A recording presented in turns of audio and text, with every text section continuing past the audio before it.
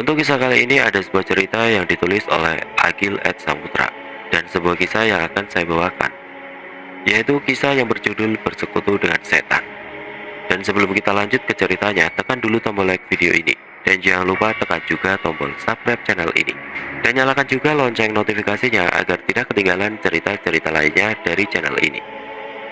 Dan buat teman-teman yang pengen membaca langsung ceritanya, nanti silakan saja kunjungi linknya yang nanti akan saya sertakan di kolom deskripsi. Dan seperti apa untuk kisah kali ini? Langsung saja kita masuk ke ceritanya.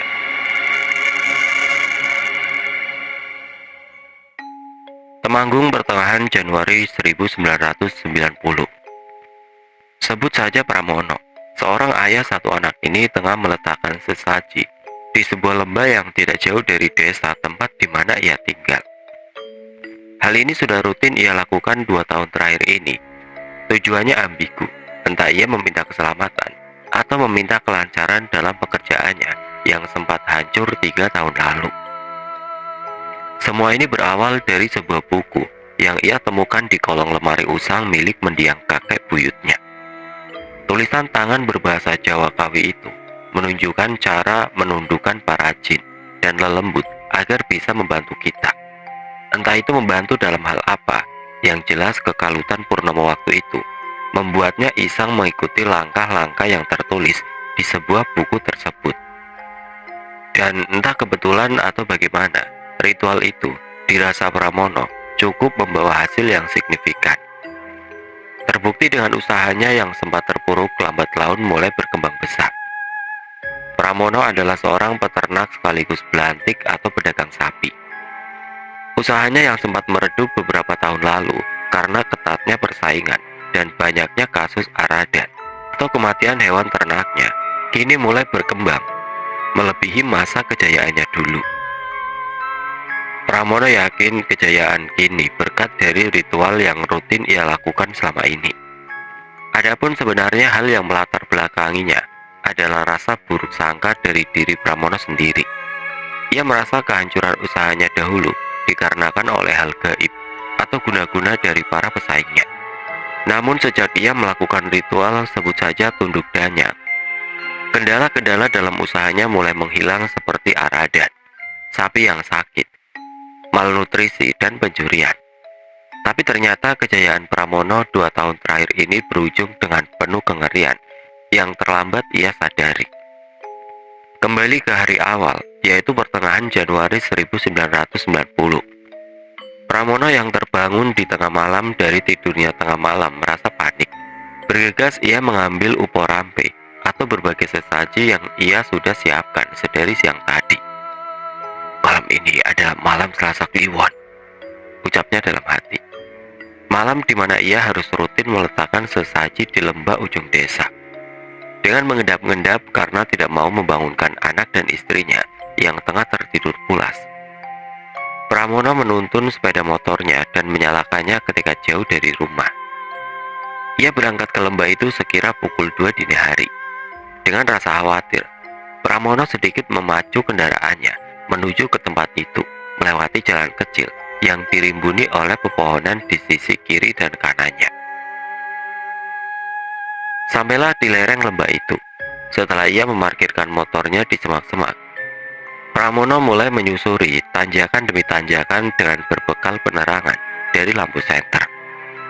Berulang kali bulu kuduknya merinding ketika ekor matanya melihat ada beberapa sekelebatan di sampingnya.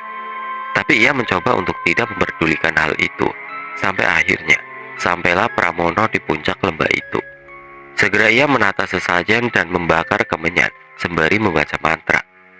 Suasana sekejap menjadi senyap dan tidak ada hembusan angin seperti biasanya.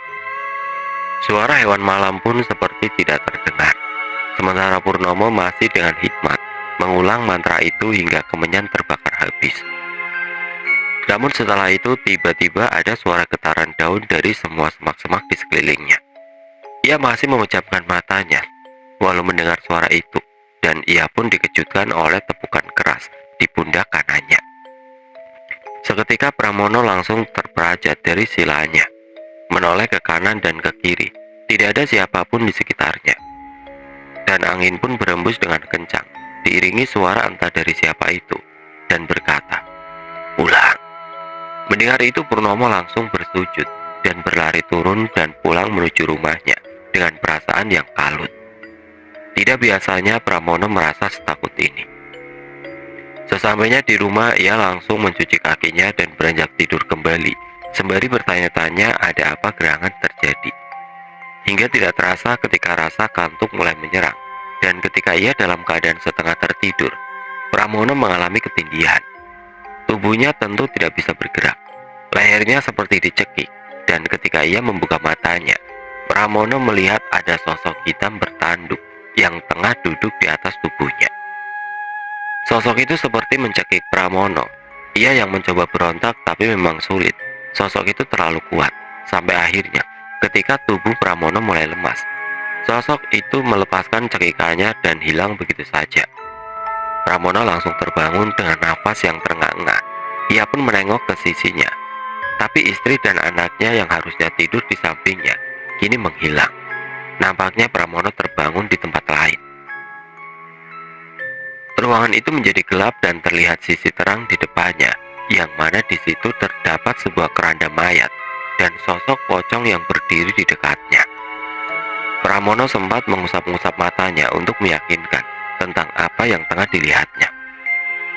Tapi memang benar, setelah beberapa saat, wujud keranda mayat dan pocong itu masih terlihat jelas di hadapannya. Pramono mulai menangis dan meminta ampun. Lidahnya yang keluh tetap mencoba untuk berdoa, seraya menutupi mata dengan kedua tangannya. Dan angin pun berhembus kencang menerpa tubuh Pramono. Keadaan pun menjadi gelap, dan ia kali ini benar-benar terbangun di alam nyata. Terlihat istrinya yang menggoyang-goyangkan tubuh Pramono. "Ada apa, Mas? Bangun, Mas," kata istrinya. Di sini Pramono bernafas lega. "Oh, cuma mimpi," batinnya. Tanpa berkata-kata, Pramono pun kembali tidur dengan memeluk istrinya dan terbangun di keesokan harinya. Pramono terbangun di hari itu sambil memegang tengkuknya yang terasa sangat pegal. Pikirannya kembali mengingat kejadian semalam dan mimpi aneh itu. Namun semua seketika buyar ketika anak gadisnya memanggilnya. "Bapak, ayo berangkat," kata anaknya yang sudah menggendong tas sekolahnya.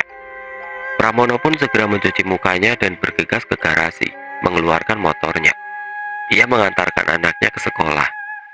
Singkat cerita, setelah itu ia yang sudah pulang ke rumahnya terlihat melamun di ruang tamu. "Nggak ke kandang, Mas," kata istrinya seraya mengantarkan teh hangat kepada Pramono. "Iya, habis ini," jawab Pramono. "Leherku kok sakit ya, Bu?" katanya kembali. "Salah bantal iku, Mas. Lagian jenengan ngimpi apa tos malam? Kok sampai gap-gapan begitu?" kata sang istri. "Lambu, Bu, ndak jelas. Ya wis, aku tak ke kandang dulu," jawab Pramono memotong pembicaraan, seraya menyesap teh hangatnya sedikit. Ia pun ke kandang ternaknya yang jaraknya tidak jauh dari rumahnya tersebut. Sampai di kandang sapinya, terlihat Slamet salah satu pekerjanya yang tengah memberi pakan ke sapi-sapi milik Pramono. "Pagi-pagi, Mas," kata Slamet kepada juraganya sambil menguap seperti masih mengantuk. "Iya, ini Pak Met," jawab Pramono mendekat.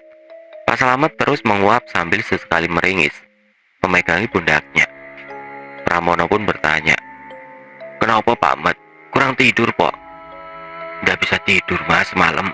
Digangguin terus sama si Mbak," jawab Pak Slamet yang selalu mengganti kata hantu atau demit menjadi si Mbak.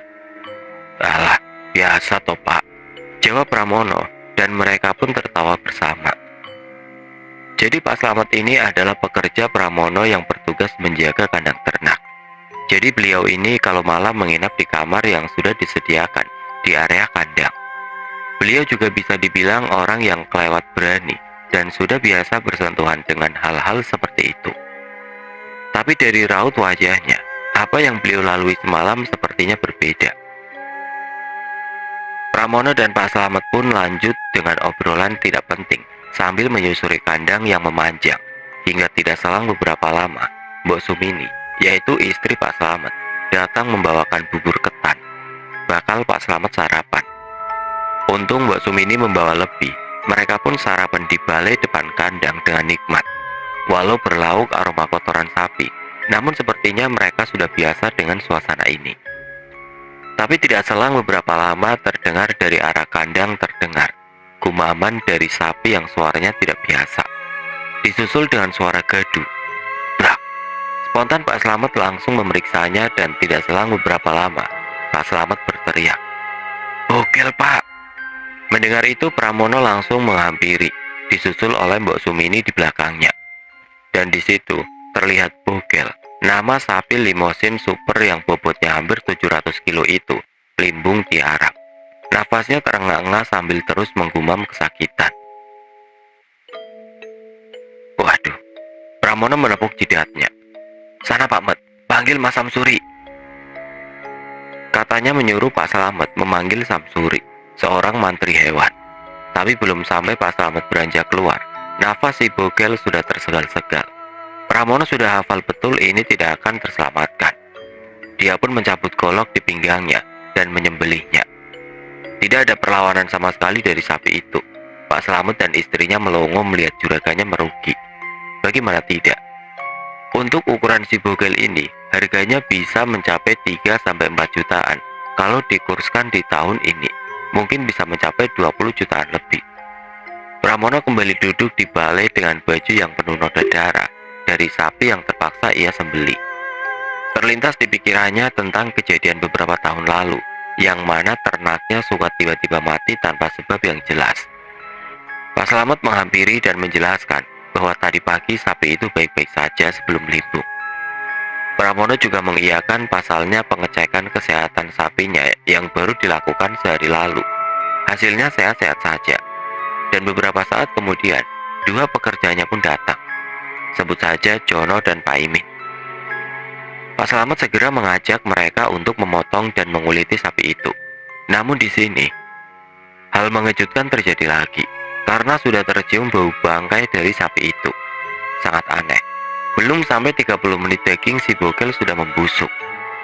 Pramono yang masih duduk di balai pun ikut mencium bau itu dan bergegas menghampiri.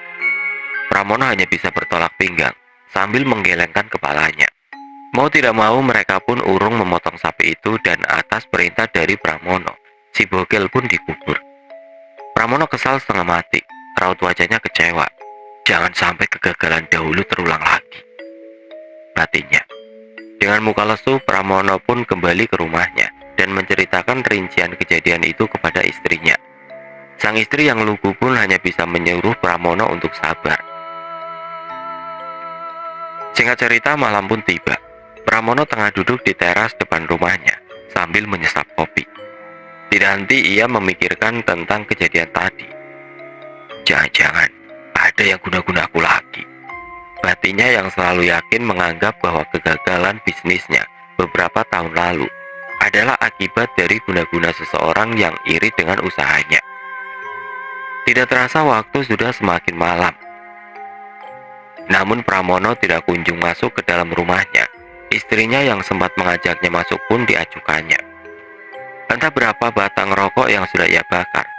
Malam itu ia terlihat melamun memandangi halaman rumahnya yang luas itu. Seraya dengan pikiran yang masih saja dipenuhi dengan prasangka-prasangka, sampai aroma anyir darah tiba-tiba menusuk penciumannya. Pramono menoleh ke kanan dan ke kiri sambil mengenduskan hidungnya untuk meyakinkan bau itu, dan suara batuk pun muncul. Mengagetkan Pramono hingga terperajat dari tempat duduknya. Suara itu tepat di samping telinga kirinya, namun setelah ia menoleh, tidak ada siapapun. Walau gangguan seperti ini dirasa biasa baginya, tapi malam itu perasaannya tidak enak. Pramono pun melanjutkan lamunannya di ruang tamu, merebah di sofa sambil membuka koran. Hingga tidak terasa ia terlelap. Entah berapa lama ia tertidur. Yang jelas, ia kembali dibangunkan oleh suara ketukan dari pintu. Terletak hanya beberapa meter saja di dekatnya. Ia tidak yakin dengan ketukan itu, karena ketika ia terbangun, ketukan itu sudah tidak terdengar. Namun untuk memastikan, Pramono beranjak dan membuka pintu, dan memang benar, tidak ada siapapun di situ. Badannya sedikit keluar untuk memastikan memang tidak ada orang. Setelah ia yakin, Pramono pun kembali mengunci pintunya dan berbalik untuk melanjutkan tidurnya kali ini. Ia berjalan menuju kamarnya. Namun langkahnya seketika terhenti saat samar-samar ia melihat wujud putih berdiri di dekat rak buku di ruang tengah. Wujudnya memang tidak jelas karena memang cahaya penerangan di ruangan itu dipadamkan. Seraya mengusap matanya, Pramono berjalan mendekat dan kini semakin jelas sosok gadis kecil berambut panjang. Wajahnya menghadap ke tembok. Awalnya Pramono mengira itu adalah anaknya. "Sari," kata Pramono sambil mendekat. Namun sosok itu tidak bergeming dan malah kini terdengar mengucapkan kata-kata seperti rapalan mantra dengan tempo cepat dan nada yang membisik. Dan sosok itu pun memutar kepalanya, menoleh ke arah Pramono yang kini berdiri kaku tidak bisa bergerak. Wajahnya hitam tidak begitu jelas. Sosok itu berjalan mendekat dan semakin mendekat ke Pramono dan hilang setelah menabrak tubuh Pramono. Ia mengumpulkan tenaganya dan berjalan masuk menuju kamarnya dengan langkah yang sangat berat. Namun untungnya ia berhasil sampai di kamar tanpa ada sesuatu yang terjadi. Pramono bergegas merebah di samping istrinya, meringkuk bersembunyi di balik selimut seraya terus berpikir, apa itu tadi? Tidak biasanya ia bersentuhan dengan lelembut segamblang air-air ini. Dan tidak biasa juga ada lelembut yang menampakkan diri di rumahnya. Pikirannya kacau. Ia masih berada di balik selimut hingga tidak terasa azan subuh pun berkumandang. Terlihat sang istri yang beranjak dari tempat tidur untuk beraktivitas. Ia tidak menyadari bahwa Pramono suaminya yang membelakanginya masih terjaga. Perlahan matahari mulai terbit, membuat suasana menjadi terang. Pramono yang memang belum tidur dari semalam memutuskan untuk keluar dari kamar, menyeduh kopi di dapur. Ingin rasanya ia bercerita kepada istrinya yang tengah memasak tentang kejadian semalam. Namun ia urung karena tidak mau membuatnya takut dan tidak nyaman. Tanpa ada percakapan yang berarti, sang istri masuk kembali ke kamar untuk membangunkan Sari sang anak. Sementara Pramono kini duduk melamun dengan kopi di genggaman di pintu belakang dapur yang menjorok ke pekarangan belakang rumahnya. Kantung matanya terlihat hitam. Kembali pikirannya teringat kejadian semalam. Sampai akhirnya sang istri menghampiri. "Mas, Sari kok panas yo? Kayaknya masuk angin," ucap sang istri membuyarkan lamunan Pramono. Bergegas ia masuk dan memeriksa, memegang leher dan kepala Sari yang memang benar demamnya sangat tinggi. Waktu itu mungkin sekira pukul 6 pagi. "Sek, tak ke tempat Bumar," ucap Pramono yang berkata akan ke tempat Bumar, salah satu bidan di desa tersebut. Singkat cerita, tidak selang beberapa lama Bumar pun datang dibonceng oleh Pramono. Segera beliau memeriksa keadaan Sari. Bumar tidak bisa berbuat banyak. Ia hanya bisa memberikan obat penurun panas dan berkata bila panasnya tidak juga turun, Sari harus dibawa ke dokter atau rumah sakit. Singkat waktu sekira 40 menit kemudian setelah memeriksa, Bumar pamit dan diantar kembali oleh Pramono. Singkat cerita, malam pun tiba. Hari itu Pramono sama sekali tidak pergi ke kandang karena sudah dipusingkan dengan keadaan Sari yang tidak kunjung membaik. Hanya sore tadi Pak Slamet menyusul ke rumah Pramono dan mengatakan keadaan kandang baik-baik saja. Itu cukup membuatnya lega. Terlihat kini Pramono yang tidur-tidur ayam di samping Sari. Meski badannya capek dan memang kurang tidur seharian ini, tapi kekhawatiran Pramono terhadap anaknya membuatnya tidak bisa tidur dengan nyenyak tentunya.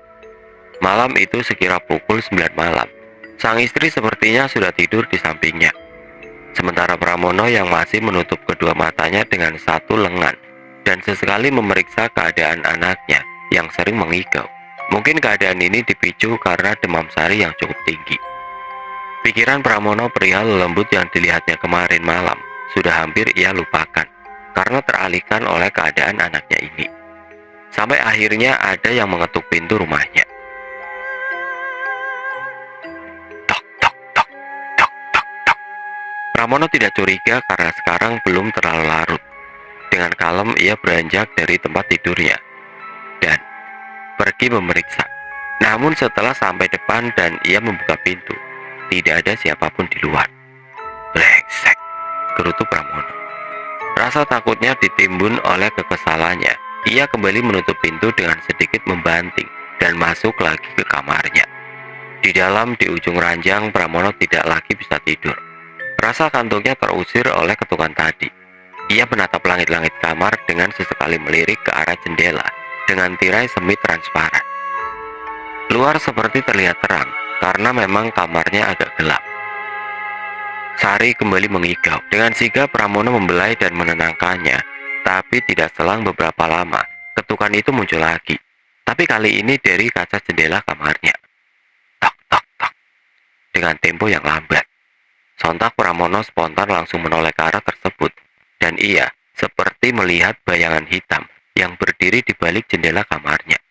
Pramono terperajat dan mendudukkan posisinya, mencermati serta memastikan apa yang ia lihat. Dan memang, sepertinya ia tidak salah lihat. Pramono memegangi tubuh anaknya dengan pandangan yang masih tertuju dengan sosok bayangan hitam di balik jendela itu. Sampai akhirnya, Pramono sadar bahwa perlahan bayangan itu mulai berubah bentuk, membesar, dan terlihat seperti bertanduk, mengetuk-ngetuk kaca jendela seraya menggerak. Pramono yang kini benar-benar ketakutan, mencoba untuk membangunkan istrinya. Namun hampir bersamaan dengan itu, dengan tiba-tiba, pintu kamarnya kini terbuka dengan perlahan. Sontak Pramono yang menoleh, kembali dikagetkan ketika melihat sosok putih yang terlihat berdiri di depan pintu. Sosok itu adalah Pocong. Dengan kain kafan yang berlumuran tanah, lidahnya keluh tidak bisa mengucap apapun, hanya tangannya saja yang sedari tadi menggoyangkan tubuh istrinya, yang akhirnya ikut terbangun dan menyaksikan itu semua. Astagfirullah, ucap sang istri seraya meringkuk membelakangi sosok Pocong di depan pintu. Dan tidak sampai di situ, karena tiba-tiba saja, buk, ada sesuatu yang turun dengan keras yang berdiri di depan Pramono serta istrinya. Tidak jelas wujudnya karena memang hitam dan gelap. Hanya terlihat matanya saja yang merah menyala, dan ranjang pun bergetar. Sari menggelinjang kejang, suasana panik tidak karuan. Kini perhatian Pramono dan istrinya teralihkan oleh anaknya. Ia hanya bisa memegangi tubuh anaknya yang bergetar. Sementara sang istri terlihat menangis. Namun seiring dengan itu, ternyata sosok-sosok lelembut itu menghilang, saling bersamaan dengan Sari yang mulai tidak lagi kejang. Pramono sempat merasa lega dan sang istri juga terlihat tenang.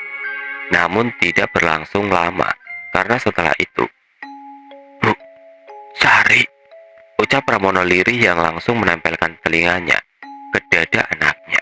Disusul dengan sang istri yang memegangi tangan Sari yang masih hangat, namun nadinya sudah hampir tidak ada. Pramono langsung berlari keluar rumahnya untuk mencari bantuan. Tapi tidak selang beberapa lama, tangisan istrinya pecah. Kita semua pasti tahu apa yang terjadi. Ya, benar. Sari, anak gadis mata wayang Pramono, sudah tidak bernapas lagi.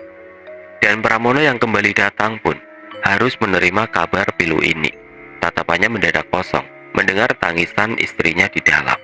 Firasatnya sudah tebal kalau anak gadisnya sudah tiada.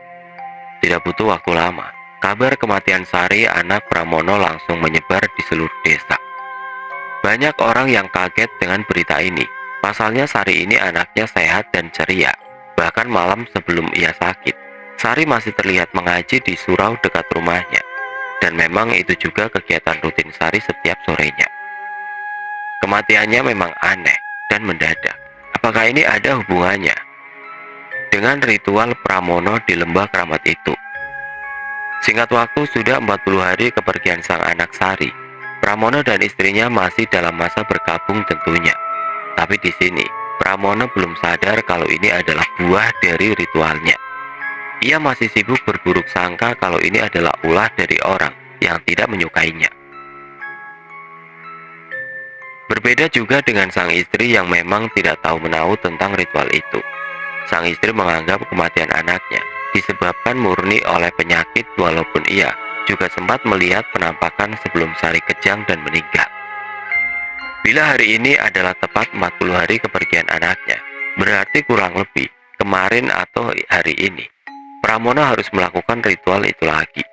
Tapi sekarang dia seperti menganggap ritual itu sudah tidak manjur. Karena terhitung sejak meninggalnya Sari, anaknya, sudah ada 8 ekor sapi ternaknya yang mati.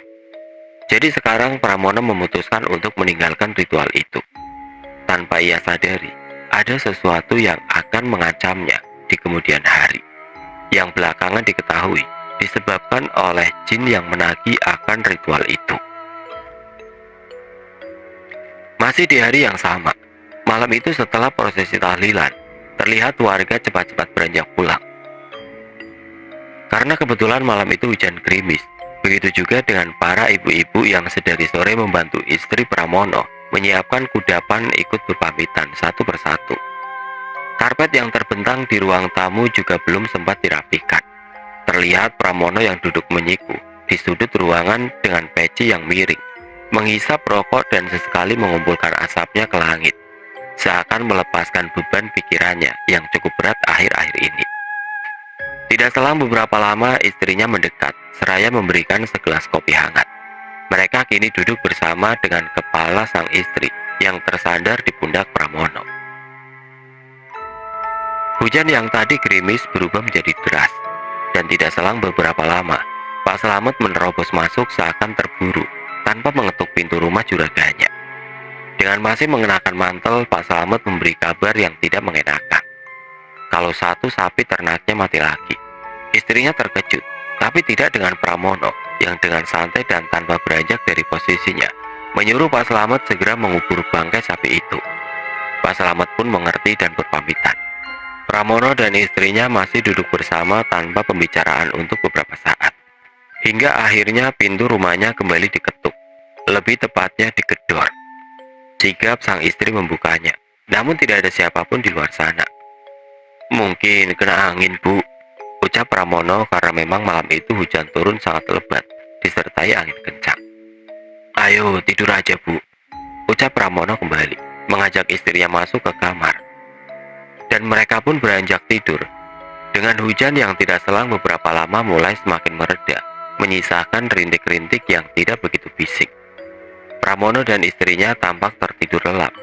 Hingga lewat tengah malam sang istri terbangun karena hendak buang air kecil. Karena takut, sang istri pun membangunkan Pramono untuk menemaninya. Memang sejak kejadian itu sang istri berubah menjadi orang yang sangat penakut. Kemana-mana harus ditemani. Pergilah mereka ke kamar mandi dan setelah selesai, mereka kembali berjalan menuju kamar. Sang istri yang berada di depan langsung buru-buru masuk ke kamar.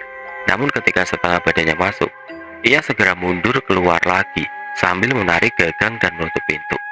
Wajahnya tampak pucat ketakutan. "Ada apa toh, Bu?" kata Pramono yang badannya sempat terdorong oleh istrinya. Sang istri hanya menunjukkan jarinya ke arah kamar sambil berkata dengan membisik. "Ada orang, Mas, ada orang," kata sang istri yang tidak berani menoleh. "Alah, apa toh?" gerutu Pramono seraya maju dan meraih gagang pintu. Setengah badan Pramono menerobos di antara gawang pintu. Ia sempat berhenti sejenak, kemudian memutuskan untuk keluar menutupnya kembali. Karena ketika ia masuk, ia sempat melihat sosok putih mirip kuntilanak berdiri di depan ranjangnya. Pramono terlihat ketakutan, namun mencoba tegar di depan istrinya yang sekarang dipeluknya. "Rapopo, Bu, rapopo," ucap Pramono untuk menenangkan keadaan. Entah beberapa lama ia dan sang istri berdiri di depan pintu. Karena ketakutan kembali bertambah ketika terdengar suara gaduh dari dalam kamarnya. Mendengar itu, Pramono memeluk istrinya semakin erat dan mengumpat. "Bajingan! Siapapun yang berada di dalam, tolong pergi. Jangan ganggu rumah ini." Begitu ucap Pramono. Dan suara gaduh itu pun mereda, namun itu hanya untuk beberapa detik saja, karena kini berubah menjadi suara tawa yang memekik, yang tentunya masih bersumber dari kamar itu. Pramono langsung menyeret istrinya menjauh ke ruang tengah. "Allahu Akbar, Allahu Akbar, Allahu Akbar," ucap sang istri dari tadi, sementara kini terdengar kegaduhan lagi, namun dari langit-langit rumahnya. Pramono dan sang istri bersimpu di karpet saling memeluk. Entah berapa lama hingga kegaduhan itu menghilang. Pramono terus memandangi keadaan luar rumahnya. Sementara sang istri masih berada di dada dan tidak berani membuka matanya. Sampai akhirnya, dengan tiba-tiba dan tanpa aba-aba, muncul sosok di balik jendela. Sosoknya putih samar yang semakin lama semakin jelas, Sosok itu adalah sosok pocong dengan muka yang hampir menyentuh kaca jendela. Wajahnya hitam, begitu juga dengan matanya. Mulutnya terlihat menganga, mengkomat-kamitkan mantra yang tidak jelas dengan nada yang membisik. Pramono segera memalingkan pandangannya ke arah lain, seraya menutupi kepala istrinya dan berkata, "Jangan dilihat, sudah, jangan lihat," ucap Pramono, dan listrik di rumah mereka pun seketika padam dan hidup lagi. Sang istri yang tadi masih dipeluknya terdiam tidak bersuara. Pramono merasa agak aneh. Tangannya berasa basah. Seraya memejamkan mata, Pramono berkata, "Bu, bu, bu," sambil menggoyangkan tubuh yang dipeluknya itu. Dan ada sautan namun dari kejauhan. "Mas," ucap istrinya dari sudut ruangan yang membuat mata Pramono terbuka. Lantas siapa yang kini dipeluknya? Dengan gemetar Pramono melihat ke pangkuannya, dan ternyata yang dipeluknya bukanlah istrinya, melainkan sosok wanita tua dengan mulut terbuka seakan tertawa. Pramono langsung melepaskan pelukannya. Tubuhnya lemas, tidak bisa berjalan. Ia merangkak sebelum akhirnya sang istri memapah kembali ke dalam kamarnya.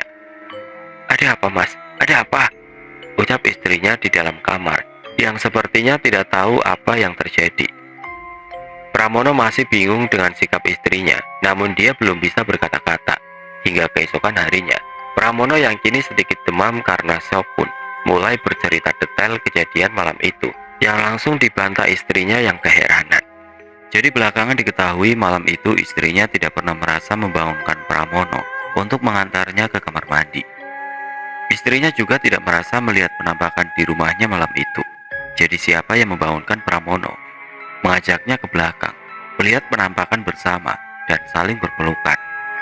Malam itu istrinya memang akhirnya terbangun karena mendengar rintihan dari Pramono, yang ternyata sudah tidak tidur di sampingnya. Istrinya yang mencarinya akhirnya menemukan Pramono tengah duduk bersimpu di karpet ruang tamu. Sang istri juga tidak melihat apapun di pelukan suaminya itu. Disitulah sang istri baru memanggil dengan kata "Mas", dan dengan aneh sang istri melihat Pramono ketakutan dan roboh merangkak. Entah apa yang dilalui Pramono malam itu. Entah halusinasi atau memang sedang diperdaya oleh sesuatu yang jahat. Yang jelas sang istri melihat Pramono suaminya sedang tidak baik-baik saja. Pramono sekarang masih terbaring di tempat tidurnya. Badannya agak demam hari itu. Di dalam matanya yang terpejam, ia masih memikirkan arti dari kejadian semalam. Siang hari Pak Slamet datang. Sang istri yang membukakan pintu sedikit tercengang dan bertanya, "Sapi mati lagi, Pak Mat?" "Enggak kok, Mbak, cuma mau cerita saja," jawab Pak Slamet. "Tapi Mas Pramono lagi tidak enak badan, Pak Mat." "Ya sudah, masuk dulu saja," jawab istri Pramono kepada Pak Slamet. "Sini cerita saja sama saya, Pak Mat, nanti tak sampaikan ke Mas Pramono," kata istri Pramono kembali. Mereka pun duduk di karpet yang membentang bekas tahlilan semalam yang belum sempat dirapikan kembali.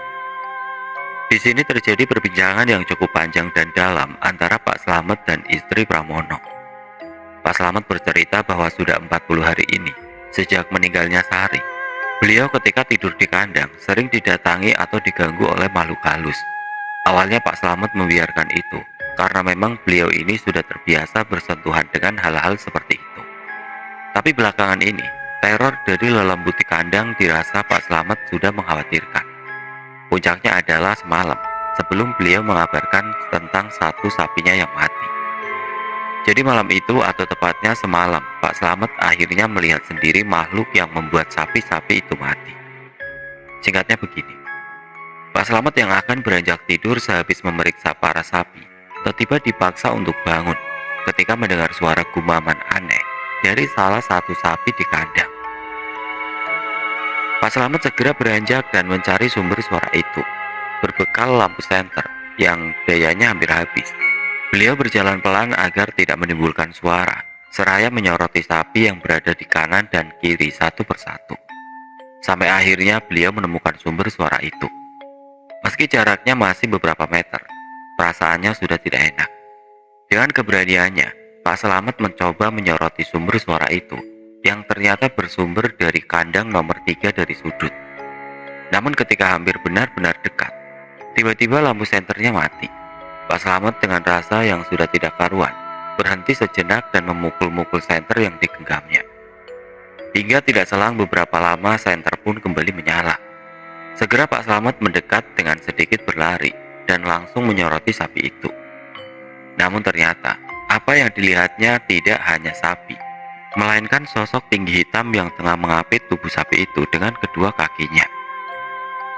Sosoknya sangat besar, tingginya hampir menyentuh langit-langit kandang itu. Pak Slamet masih mencoba tenang dan malah menyoroti sosok itu dari bagian bawah sampai ke wajahnya, yang ternyata cahaya seperti menembus tubuh dari sosok itu. Matanya merah menyala. Pak Slamet membuang jauh rasa takutnya dan berkata, "Siapa kamu? Kamu yang telah membunuh sapi-sapi yang berada di sini," kata Pak Slamet dengan sedikit gugup. Namun mendengar kata-kata dari Pak Slamet, sosok itu justru malah tertawa terbahak-bahak dan berkata, "Aku yang berkuasa di lembah keramat, pantang untuk diingkari." Dan makhluk itu pun menghilang. Pak Slamet sempat roboh di tanah untuk beberapa saat. Sampai dirasa keadaan sudah tenang, Pak Slamet segera menghampiri sapi itu, yang tentunya sudah tidak bernyawa. Baru setelah itu hujan turun sangat lebat. Pak Slamet segera pergi ke rumah Pramono untuk mengabarkan hal ini. Begitulah cerita Pak Slamet di siang itu, yang ditutup dengan pertanyaan kepada istri Pramono. "Apakah Mas Pramono itu sempat ngudi atau meminta sesuatu di lembah keramat, Mbak?" kata Pak Slamet. Istri Pramono yang tidak tahu menahu terlihat shock dan tidak bisa memberi tanggapan yang banyak kepada Pak Slamet. "Maksudnya suami saya pesugihan gitu?" tanya istri Pramono kepada Pak Slamet, yang langsung disanggah oleh Pak Slamet. "Kalau setahu saya itu tidak termasuk pesugihan, Mbak. Itu seperti kemarahan dari makhluk itu saja, atau ada laku atau syarat yang tidak ditepati oleh Mas Pramono," kata Pak Slamet. "Tapi terlepas dari apapun yang melatar belakanginya, semua ini harus dihentikan, Mbak," timpal Pak Slamet kembali, dan Pak Slamet pun berpamitan, seraya berpesan apabila ingin semua ini selesai, Pak Slamet akan siap membantu mencarikan seseorang yang bisa menyelesaikan hal ini. "Ya, ini tetap harus diselesaikan, Pak Met," kata istri Pramono di ambang pintu rumahnya sebelum Pak Slamet berjalan menjauh. Sang istri segera masuk ke kamar untuk melihat suaminya yang ternyata sedang terlelap. Dengan halus sang istri memegang kepala Pramono yang ternyata sudah tidak demam lagi. Ia tetap akan menceritakan semua ini saat nanti suaminya sudah siuman. Kini sang istri ikut merebah di samping Pramono siang itu. Sekira 1-2 jam kemudian Pramono terbangun dengan keringat yang membasahi tubuhnya. Ia sudah merasa baikan, meski pikirannya masih kacau. Sang istri yang kembali memeriksa, kini bernafas lega melihat suaminya sudah sembuh. Karena sesungguhnya sang istri masih merasa trauma dengan seseorang yang mengalami demam, mengacu pada kejadian yang dialami mendiang anaknya Sari. "Gimana kandang, Bu? Pak Slamet sudah kesini?" kata Pramono yang kini selonjoran di ranjangnya. Sang istri pun akhirnya menceritakan tentang keadaan kandangnya dan cerita kesaksian dari Pak Slamet. Istrinya sedikit marah karena memang tidak pernah tahu menahu tentang ritual yang dilakukan suaminya. Tersirat seakan sang istri juga menyalahkan Pramono tentang kematian anaknya. Ketika sang istri mencecar perihal janji yang diingkari oleh Pramono dalam ritual di lembah keramat itu. Pramono juga tidak tahu, walau setelah berpikir keras pun ia tetap tidak tahu apa penyebabnya dan apa yang telah ia ingkari. Tapi untuk saat ini, perdebatan sudah tidak penting lagi, karena yang terpenting saat ini adalah bagaimana masalah ini bisa segera diselesaikan. "Ayo kita ketemu Pak Slamet, Bu," kata Pramono. Dan mereka pun pergi keluar menuju kandang untuk menemui Pak Slamet. Sesampainya di sana terlihat Pak Slamet yang tengah membersihkan kandang. "Pak Mat," teriak Pramono. Pak Slamet segera menghampiri juraganya, meski dengan baju yang sedang belepotan kotoran sapi. "Kalau sudah begini, bagaimana solusinya, Pak Mat? Katanya jenengan punya kenalan yang bisa menyelesaikan masalah ini," kata Pramono dengan serius. "Nji Mas, Nanti saya akan bilang sama Gus Faruk, ucap Pak Slamet. Tapi beliaunya untuk saat ini sepertinya tidak bisa karena sedang berada di luar kota. Paling tidak 1 sampai 2 hari lagi beliau bisa kita datangi, timbal Pak Slamet kembali. Apa tidak ada ustadz lain Pak Met yang bisa hari ini? Tanya Pramono lagi. Ada sebenarnya Mas, tapi menurut pengetahuan saya, setelah ikut mengalami gangguan ini, masalah ini harus diselesaikan oleh ustadz yang paham tentang ilmu kejawen. Dan menurut saya, Gus Faruk ini yang ilmu agamanya tinggi dan paham dengan ilmu kejawen. Pramono yang sudah tidak sanggup berpikir pun menuruti saran dari Pak Slamet. Sebelum pulang mereka pun duduk bersama di balik. Pak Slamet, Pramono, istrinya dan tidak selang beberapa lama, Mbok Sumini istri Pak Slamet juga datang. Mereka saling berbincang tentang pengalaman aneh yang dialami akhir-akhir ini. Sampai akhirnya, Pramono mulai mendominasi pembicaraan. Dia bercerita tentang kehancuran bisnisnya bertahun lalu yang ia yakini adalah hasil guna-guna dari pesaingnya. Padahal itu masih bisa dilogikakan. Memang kala itu sapinya mati satu persatu, tapi jelas cara kematiannya tidak seperti kematian sapi-sapinya akhir-akhir ini. Dulu sapinya yang akan mati masih bisa diselamatkan, kulit dan dagingnya.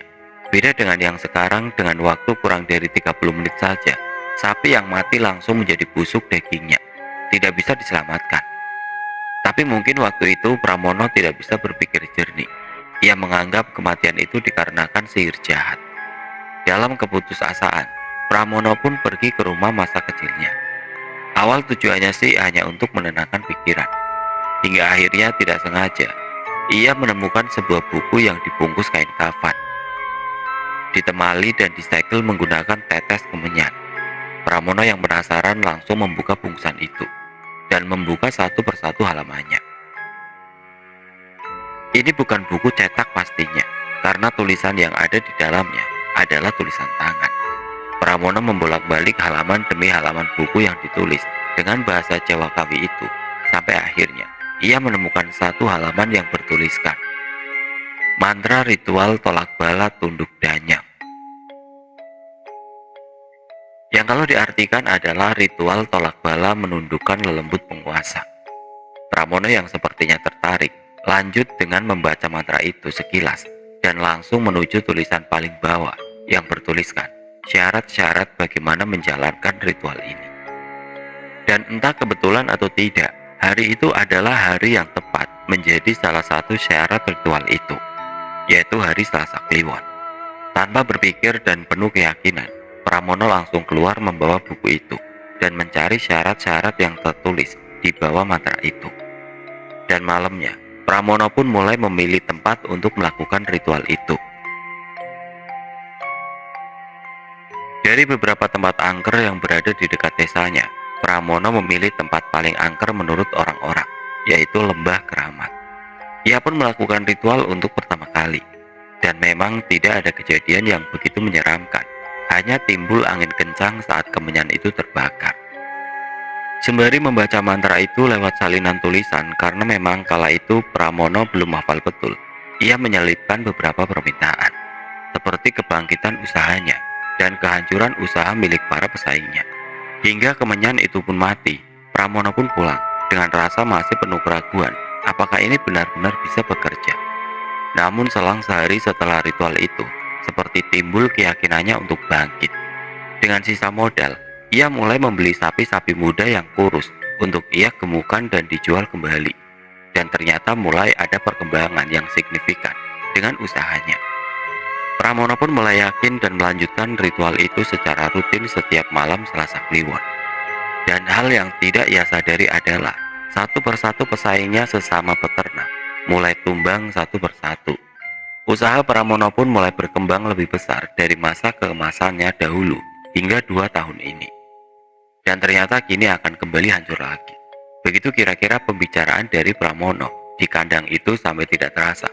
Sore pun kian menjelang. Pramono dan istrinya pun pulang kembali ke rumah dengan meyakinkan Pak Slamet untuk segera memberi kabar tentang Gus Faruk. Singkat cerita, malam pun tiba. Terlihat Pramono dan istrinya yang tengah makan malam bersama.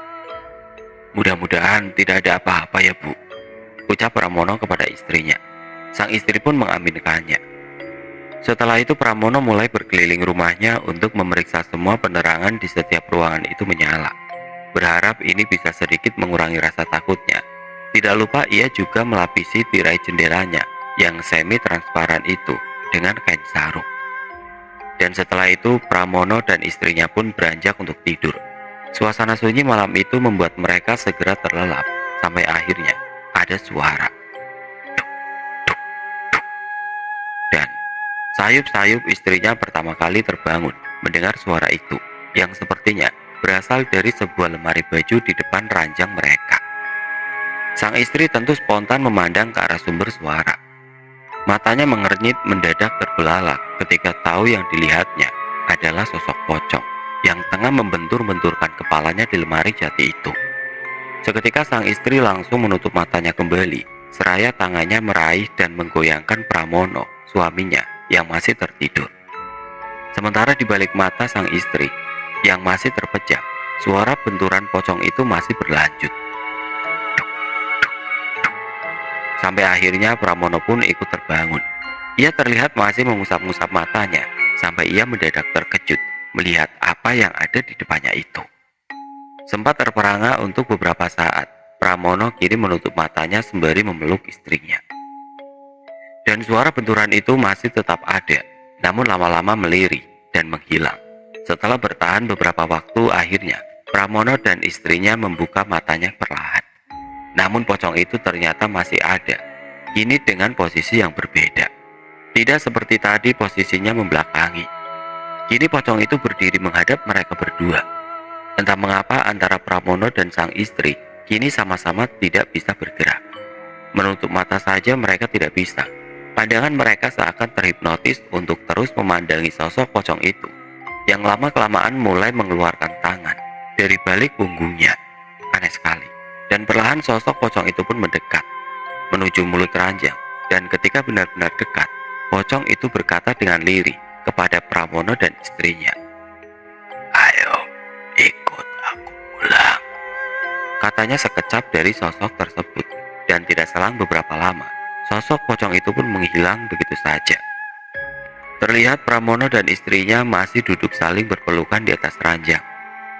Sang istri menangis ketakutan. Mungkin mereka mengira gangguan berwujud malam ini sudah berakhir, tapi ternyata tidak. Tubuh Pramono merasa ada yang mencolek-colek dari samping. Awalnya ia mengira itu adalah istrinya, namun setelah ia menyadari bahwa tangan sang istri berada di genggaman Pramono.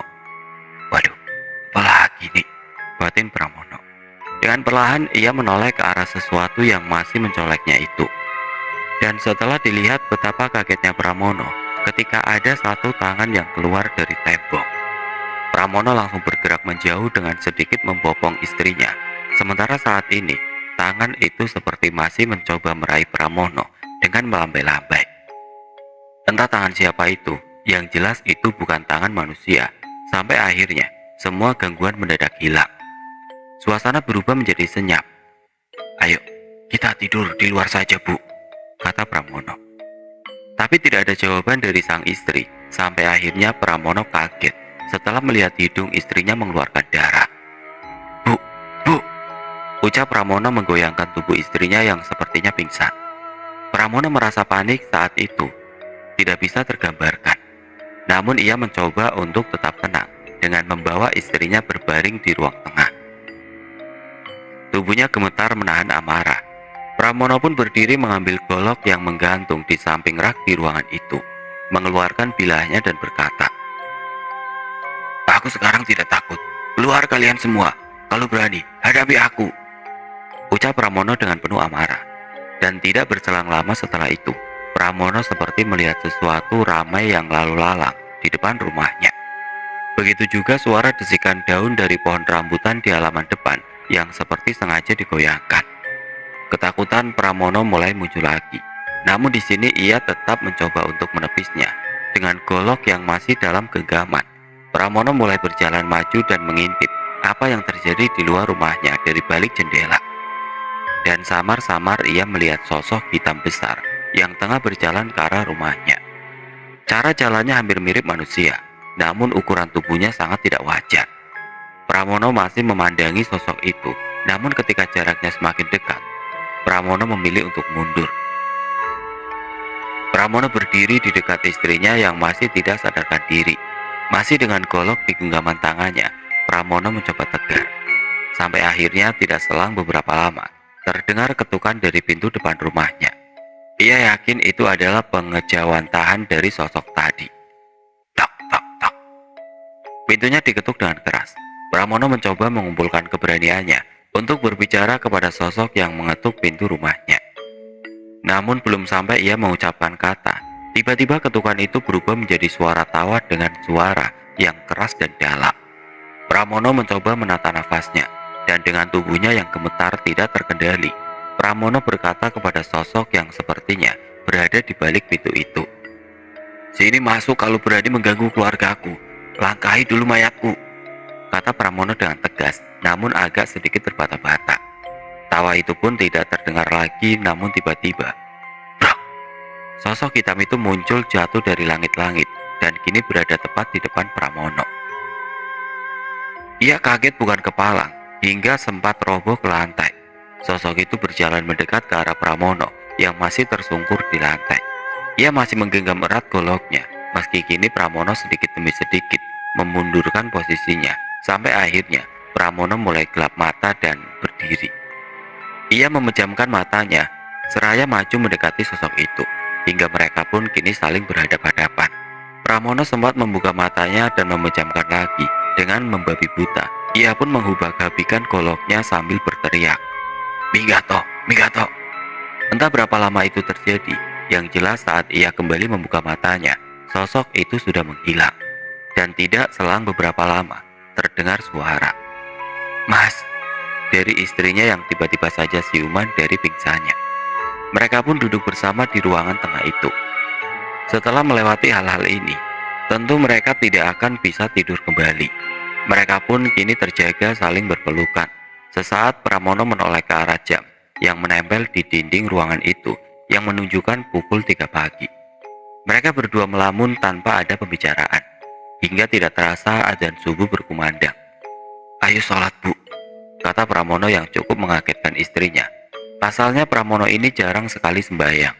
Mungkin karena apa yang ia lewati ini membuatnya ingat kepada Tuhannya. Mereka pun sholat bersama. Dengan keadaan pagi yang masih buta, mungkin karena langit memang sedang mendung. Awalnya mereka terlihat sangat busuk, sebelum akhirnya ada sesuatu yang membuat mereka berlari meninggalkan sholatnya yang belum selesai itu. Sesuatu itu adalah seekor ular besar yang lewat tepat di depan kaki Pramono yang menjadi imam. Awalnya Pramono masih mencoba husu, namun ia tidak sanggup setelah ular itu bergerak mendekat seakan ingin melingkar di tubuh Pramono. Sang istri yang juga melihat ular itu langsung berteriak dan menyeret suaminya menjauh dan keluar dari kamar. Pramono buru-buru menutup pintu, dan mereka pun keluar rumah untuk mencari bantuan ke tetangga terdekat.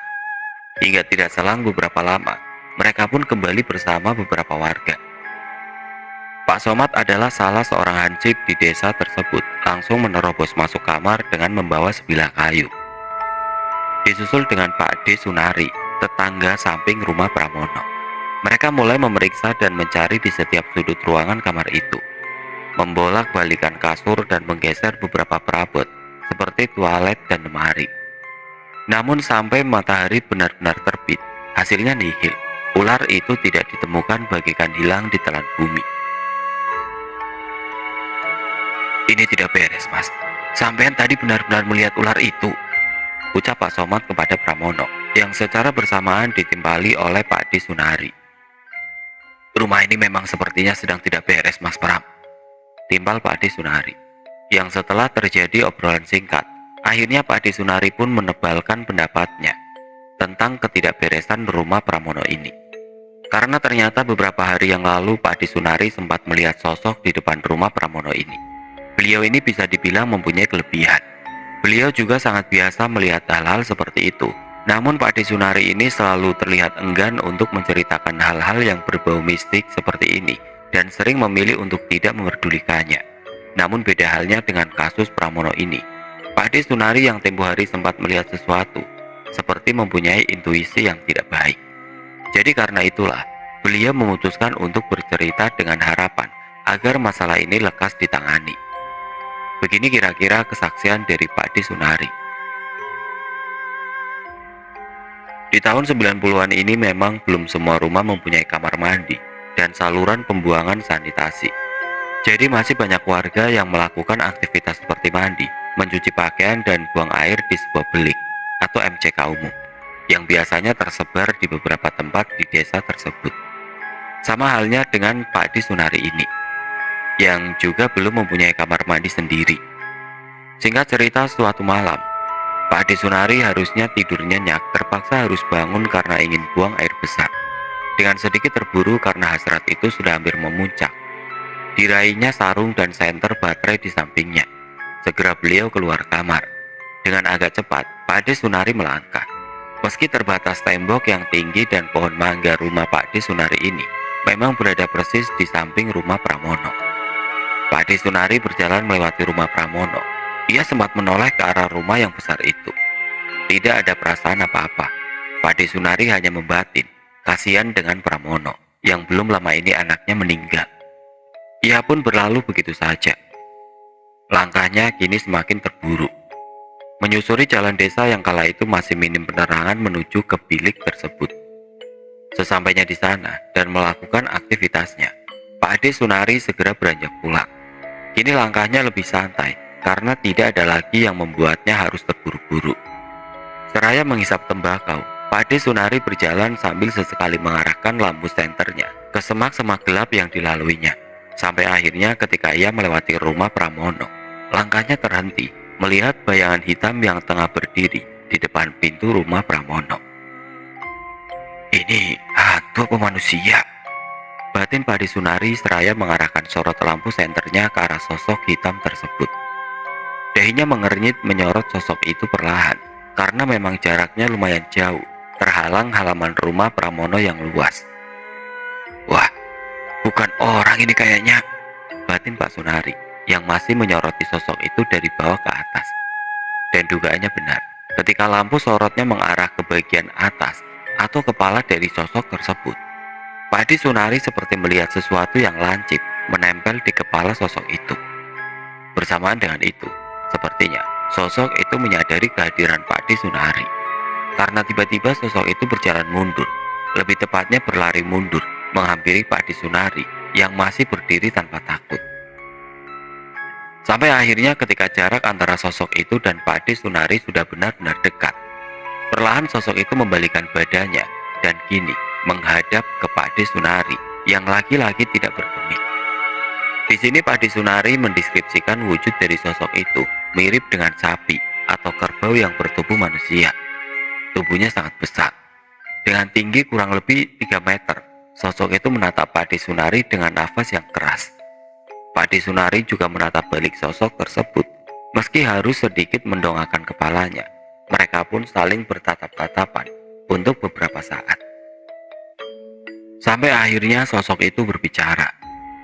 Minggat, daripada aku makan keluargamu, kata sosok itu dengan suara berat dan dalam. Di sini sedikit ketakutan Pak De Sunari pun muncul. Ia pun langsung bergegas pergi menjauh dan masuk ke rumahnya tanpa menjawab perkataan dari sosok itu. Begitulah kira-kira kesaksian singkat dari Pak De Sunari. Beliau berujar baru kali ini melihat sosok lelembut berwujud seperti itu dan berkata begitu. Atas dasar inilah Pak De Sunari menyimpulkan ini bukan demit biasa. Singkat cerita, di hari itu juga Pramono menemui Pak Slamet di kandang untuk menanyakan perihal solusi dari masalah ini. Sampai akhirnya pergilah mereka ke tempat Gus Faruk, yaitu seseorang yang dijanjikan Pak Slamet bisa menyelesaikan masalah ini. Sesampainya di rumah Gus Faruk dan menceritakan semuanya, kini semuanya perlahan mulai tenang. Tentang apa sebab musabab ini bisa terjadi, menurut penjelasan Gus Faruk memang benar. Semua berasal dari ritual itu. Terlepas dari penjelasan Pramono yang bersumpah tidak meminta kekayaan, tapi sangat jelas Pramono kini terjebak dalam persekutuan dan tipu daya iblis. Gus Faruk mencoba memberikan analogi yang mudah untuk dimengerti. Jadi meminta bantuan kepada selain Tuhan diibaratkan seperti hutang piutang yang harus dikembalikan beserta bunganya. Mungkin hutang antara Pramono dan para lelembut penunggu lembah keramat itu sudah lunas ditukar dengan sesajen, tapi tidak dengan bunganya. Bunga yang dimaksud di sini adalah akibat dari persekutuan itu. Dan hal ini adalah pasti, karena dia selalu licik dan menagih janji yang sebenarnya hanya tersirat. Jadi memang butuh keahlian yang mendalam untuk memahami apa yang dia mau. Entah hanya untuk mempercerah suasana saja atau bagaimana, di sini Gus Faruk memberi penjelasan bahwa kematian Sari anak Pramono tidak ada hubungannya dengan semua ini. Walau dalam hati Pramono selalu berpikir kematian anaknya disebabkan oleh ritual ini, Gus Faruk tidak mau membicarakan masalah ini lebih dalam. Beliau hanya ingin fokus ke penyelesaiannya saja. Singkat waktu di hari itu juga, Pramono disuruh untuk melakukan sholat tobat. Dan malam ini juga, prosesi pemedotan atau pemutusan akan dilaksanakan. Pramono, sang istri dan Pak Slamet pun beranjak pulang untuk menyiapkan persyaratan prosesi ini. Dan singkat waktu, dilakukanlah prosesi ini. Malam itu sangat cerah, terlihat cahaya bulan sedang bulat-bulatnya menyinari desa itu. Di rumah Pramono semua orang yang akan melakukan prosesi pemedotan sudah berkumpul. Terlihat di ruang tamu, Gus Faruk, Pak Slamet, Mbok Sumini, Pramono dan sang istri beserta beberapa santri atau murid dari Gus Faruk sudah berkumpul dan duduk bersila di karpet yang membentang. Mereka duduk dengan posisi sejajar menghadap ke arah pintu depan. Waktu sudah hampir tengah malam. Gus Faruk memberi sedikit penjelasan dan mewanti-wanti agar tidak ada satupun orang yang lari ketika nanti melihat sesuatu. Tidak selang beberapa lama pun tepat pukul 00 prosesi itu dilaksanakan. Gus Faruk mulai membaca ayat-ayat diikuti oleh para santrinya. Sementara Pramono, istrinya, dan Pak Slamet dan Mbok Sumini pun hanya dia menunduk dan menyimak. Suasana perlahan menjadi aneh dan panas. Pak Slamet terlihat sedikit menyinggung Mbok Sumini yang menoleh ke kanan dan ke kiri. Tiba-tiba angin berhembus kencang menerpa wajah masing-masing dari mereka. Padahal ruangan itu dalam keadaan tertutup. Hampir bersamaan dengan itu, muncul ketukan dari pintu depan. Sejenak para murid Gus Faruk menghentikan bacaannya. Beda dengan Gus Faruk yang tetap membaca dengan khusyuk. Tok tok tok tok. Pintu diketuk dengan keras, dilanjut oleh suara auman binatang. Entah binatang apa itu. Sang istri terlihat merapatkan posisinya ke dekat Pramono yang nampak bingung dan gugup. Dan muncul suara tawa memekik cekikikan seakan berputar-putar di ruangan itu. Pramono, sang istri, Pak Slamet dan Mbok Sumini langsung menundukkan kepalanya, seakan tidak mau memastikan siapa yang tengah tertawa itu. Namun mau tidak mau, mereka harus mendongakkan kepalanya secara bersamaan. Ketika timbul suara dentuman keras yang mengagetkan, Gus Faruk kini terdiam. Begitu juga dengan santri-santrinya. Semua orang di ruangan itu menegapkan pandangannya. Di situ, mereka semua melihat sosok yang tidak hanya satu. Pak Slamet segera memalingkan pandangannya ketika melihat sosok wanita berbaju putih yang tengah duduk di meja yang berada persis di sampingnya. Mungkin sosok inilah yang tadi terdengar pekik tawanya mengitari ruangan ini. Sosok itu tengah duduk, seraya membelai rambutnya sendiri. Santri Gus Faruk yang berada di paling tepi juga terlihat gelisah menggeser-geser tubuhnya karena tepat di samping lututnya terlihat sosok seperti anak kecil yang merangkak sambil mendesis-desis. Terlihat jelas raut wajah si santri yang mencoba untuk kuat. Sementara itu di luar rumah, tepatnya di pohon, timbul suara berisik yang mungkin disebabkan oleh dedaunan yang saling bergesekan. Pramono yang pertama kali melihat ke arah situ, dan di situ terlihat dari kejauhan sosok wanita berbaju putih tengah duduk di ranting sambil berongkang kaki. Pramono segera mengalihkan pandangannya ke arah lain, namun ia justru melihat sosok pocong yang kini berdiri tepat di depan Gus Faruk yang terdengar sedang berzikir. Pramono segera menundukkan kepalanya. Dan tidak selang beberapa lama, Gus Faruk pun berdiri dan mengajak semua orang di situ ikut berdiri juga. Gus Faruk mulai berjalan mengitari setiap sudut ruangan dan berhenti tepat di depan pintu masuk, yang mana di baliknya terdapat sosok hitam bertanduk. dan terjadi pembicaraan satu arah antara Gus Faruk dengan sosok hitam bertanduk itu. Entah apa isi pembicaraan itu. Yang jelas kata-katanya menggunakan bahasa Jawa Kawi kuno. Hingga akhirnya Gus Faruk mengusap wajahnya. Dan semua sosok di ruangan itu pun seketika menghilang. Prosesi pemedotan itu pun selesai. Mereka kini duduk bersama saling mengucap syukur. Insya Allah, ini sudah rampung, ucap Gus Faruk yang juga berpesan untuk mengadakan pembacaan Yasin selama 7 hari di rumah ini. Waktu pun berlalu. Keadaan rumah dan usaha Pramono kini berangsur membaik. Meski tidak sejaya dulu, Pramono mencoba untuk tetap mensyukurinya dan tidak berpikir buruk. Selang 1,5 tahun pasca kejadian ini, seorang bayi laki-laki lahir, mengobati duka dan sepinya Pramono dan sang istri setelah meninggalnya anak pertamanya Sari. Hari-hari Pramono dan keluarganya dilewati dengan bahagia, meski kadang masih tersirat pikirannya tentang lembah keramat itu. Namun ia tetap mencoba untuk menjalaninya dan memasrahkan semuanya kepada Tuhan Yang Maha Esa. Hingga cerita ini ditulis, tidak ada satu Kamis pun yang terlewati oleh Pramono, sang istri dan Gugat, nama anak lelakinya, untuk berkunjung ke makam Sari saat sore. Pramono selalu mengatakan kepada Gugat bahwa makam yang kita kunjungi setiap Kamis ini adalah makam kakaknya, Sari.